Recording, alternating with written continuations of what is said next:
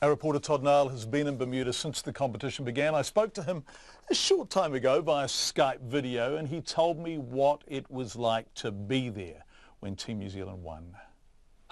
It was pretty exciting stuff, I have to say, but it was also slightly unusual, and I've talked to somebody else about this who had the same feeling. You expected beforehand that you would be, you wouldn't be able to stop yourself from dancing all night in the streets with everybody else, and that you'd wake up the next morning and you keep going. But oddly, after the ceremony was over and everybody dissipated, it was kind of like winning the Rugby World Cup. You felt, oh, great, order has been restored. We've won the America's Cup. That's the way things are meant to be, and life goes on. So it was a bit odd. Yes, we've spoken to Peter Burling, who was just delighted. Grant Dalton seemed very matter-of-fact, almost looking forward rather than back. And I guess the issue now is New Zealand's a custodian of this wonderful trophy, right? And already the talk is settling on what New Zealand does to get it right. Yeah, and that's the strange thing that happens at this point of the Cup. We keep talking to the sailors and the people who are involved with the boat, and all they say is, look, we're just focused on the next race. We're not thinking about anything else at all.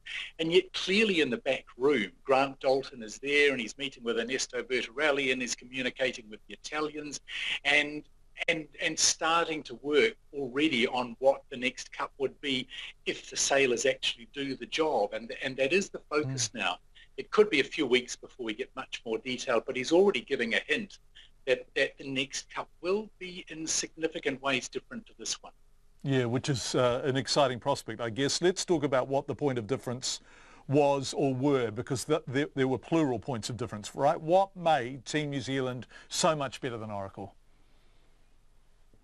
The line that they're giving us today is right from the start. They decided that with the boat design, when they looked at the format of the boats and what they could do, that they almost had to leapfrog into, not what would they normally do with a boat of this design, but if they were then to go almost one generation further with it, what would it be? And so Grant Dalton talking of Glenn Ashby saying, no, don't go out hiring traditional grinders. And this is obviously the genesis of where having the cyclists come in, which was apparently very important. The ability to generate that hydraulic power apparently was significant.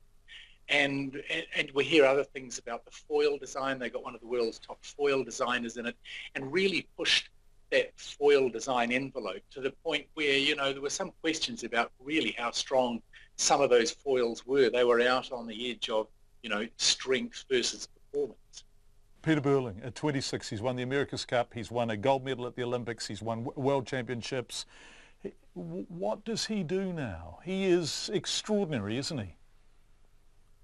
Yeah, and Russell Coutts, for reasons that the conspiracy theorists wonder about, has really talked up Peter Burling as, one of the greats in the new generation of sailors on the world stage.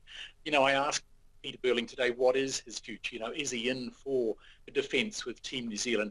And to be honest, he said, look, he hadn't thought that far ahead. You assume he probably is. And Blair Tuke, his, sailing partner from the Olympic stage that they did, does seem to want to stay with the team, to stay with the New Zealand team. And that national pride is something Peter Burling talked about. But yeah, you can bet that phone will be ringing, regardless of whether he's thought about it or not. Although maybe less so now if it's not clear whether these foiling catamarans are going to be part of the next America's Cup, which they may not in the form that they are now. Todd Niall, who's been doing a fantastic job covering the America's Cup.